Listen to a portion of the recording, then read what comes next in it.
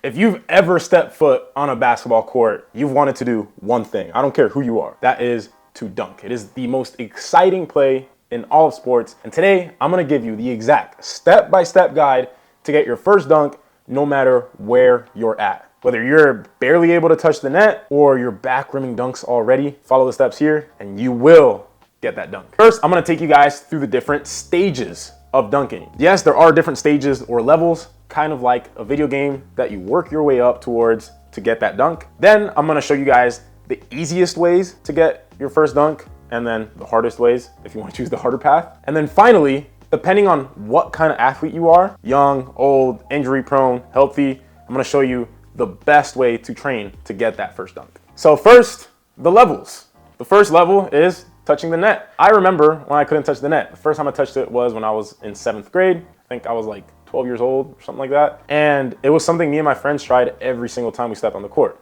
We would try to see who can touch the net. And I vividly remember when I did it. It felt glorious. This is a stage where unless you have something seriously wrong with you, you're probably gonna be able to do this pretty quickly, assuming you've gone through puberty. This is something every male will probably be able to do regardless of training or not training. Next is being able to touch the backboard. Touching the backboard is also achievable for most males, assuming you're in somewhat of a moderate shape and then you practice jumping at least a few times in your life. The people who usually can't do this are also tend to be younger kids that haven't gone through puberty yet. But the third level is when things get interesting, and that is touching the rim. The first time I touched the rim was due to a bet made by my friend. I was 15 years old. I had just started my sophomore year in high school. In PE class, my friend bet me that I would not be able to touch the rim by the end of the semester. So every single day in PE class, I proceeded to try to be able to touch the rim. And I actually didn't touch it in PE class. I touched it during scrimmages for basketball after school. This was during the winter time. Everybody was out there trying to touch the rim, and I went up and got it. And it is still one of my favorite memories ever. It's when I first felt like I could jump high. From there, the next stage is being able to grab the rim with one hand.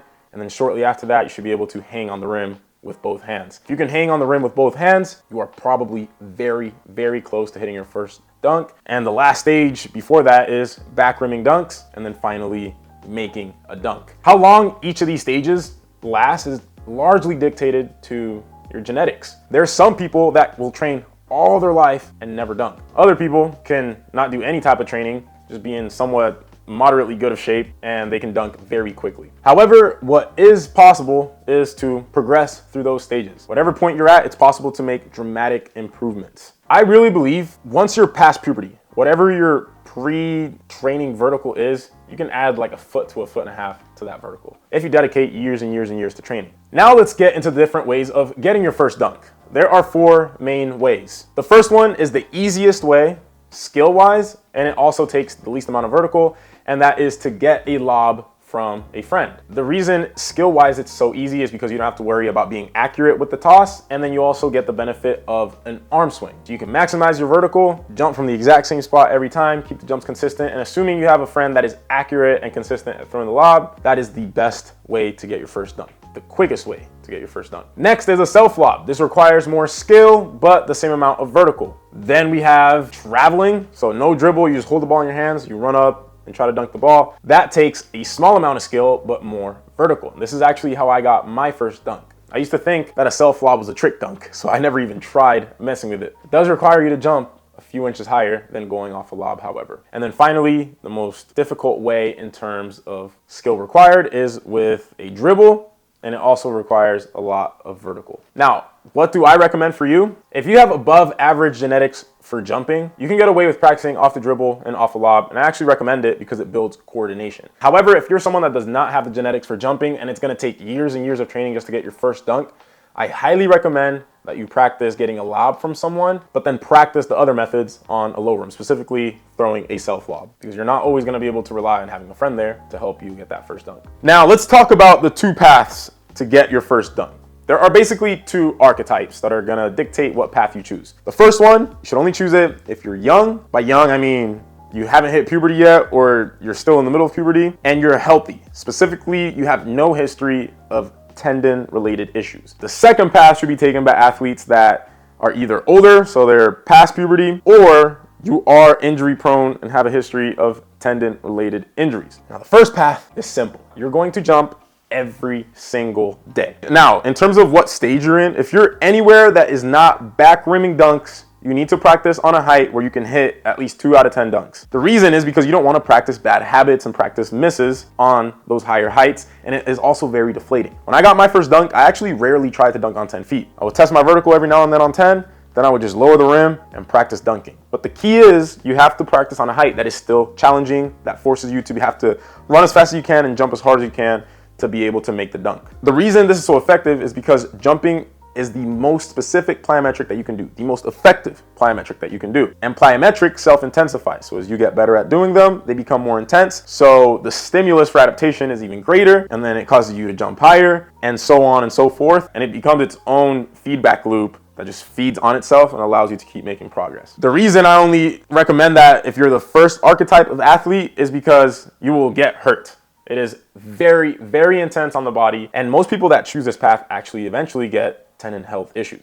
Now, you didn't hear this from me, but I really think that the path to become an elite jumper is to practice like that until you develop a tendon-related issue, then get into load management, and then from there, start periodizing your training and add weightlifting in and that type of thing. If you want to supercharge that method, you can also add lifting in, but most athletes can't handle it. You have to be a genetic outlier in terms of your body's resilience and what your tendons can or can't handle. So you're gonna jump every day. I used to do 2 to 3 hour dunk sessions every day. Do that for a couple of weeks, and whenever you wanna see progress, just take 2 to 3 days completely off, and you'll probably come back jumping higher every single time. Especially if you're, again, in that first archetype where you're young and you're in the middle of puberty. This is gonna dial in your jump technique. Your body is literally going to change itself to become a jumper if you're doing this in the middle of puberty. Before I get into the second path for my guys that are older or that are dealing with tendon issues, I want to give you a reminder. You can sign up for my coaching at THPstrength.com. If you sign up now, it's 90% off your first month. I don't know how long it's going to last for. There's a chance if you're watching this, the deal is not going to be there anymore. What's going to happen is you're going to sign up, spend the $12.70. You're going to fill out an onboarding form, and then my team of expert coaches is going to use the answers on that form to give you the cycle they feel suits your needs the best. Then you'll get placed in a group chat with those coaches where you'll be able to ask them questions 24/7 about anything jump training related or that relates to your specific training. You'll also get technique analysis for your lifts and your jumps and a group call with myself and John Evans once per week. So again, go to THPstrength.com, 90% off your first month. The reason I did that is I want you to have a low risk way to try it, to see if you like it, and then stay hopefully long-term with us. Having said that, the second path for the second archetype of athlete. For this one, it's simple. I want you to have jump sessions 1 to 2 times per week and at least 2 lifts per week, ideally 3 lifts per week. The sessions are still going to be the same. You can't back rim a dunk yet on 10. Get to a rim height where you can dunk at least 2 out of 10 times. Make sure the jumps are max effort and max approach. And then for the lifting, you're going to do something explosive. That can be a power clean, a barbell squat jump, hex bar jumps, sprints. You're gonna do something for your quads. I like having my athletes learn how to back squat, front squat, lunge, then something for the posterior chain, the hamstrings and the glutes, and then finally the calves. Make sure that you build up to 2 to 3 working sets being your 1 to 2 reps away from failure. And then each week you want to go from higher reps and lower weight to higher weight and lower reps. That's how we go from high volume and low intensity to high intensity and low volume. And then about once a month, unload. So keep the intensity high, do half the sets and reps. And then also I would take away one of the sessions or dramatically shorten the session, and you will freshen up and ideally jump higher at the end of that unload. And then if you have tendon pain, you need to be very careful with your jump volume. Never work through more than the 3 out of 10 pain. Do isometrics every single day. Make sure your squats are slow tempo and track your pain. If your pain ever spikes up the next day after doing something, you know that what you did was too intense. So dial it back. Going super in depth on load management and how you periodize the training is out of the scope of this video, but that is a general guideline on how your training should look like if you're in that second archetype of athlete. And then finally, consistency. The only way this will work is if you can stick to a schedule and don't stop. At minimum, it's probably gonna take a few months of training. On the high end, it could take a few years of training, depending on your genetic potential. So the first thing you gotta keep in mind is you have to love it. I would not pursue trying to dunk unless you genuinely love jumping. It is too hard of a journey. You're gonna have setbacks, and you're only gonna set yourself up for disappointment if you don't truly love jumping and dunking. If you do love jumping and dunking, consistency will probably be pretty easy, especially after you see results. And results are pretty quick to come by. First 3 weeks, your vertical is gonna go down. After your first unload, you're probably gonna be jumping way higher, assuming you trained every single day. And with that, hopefully you found some valuable piece of advice here. Hope you guys get your first dunk. Like the video, and I'll catch you guys next time. Peace out.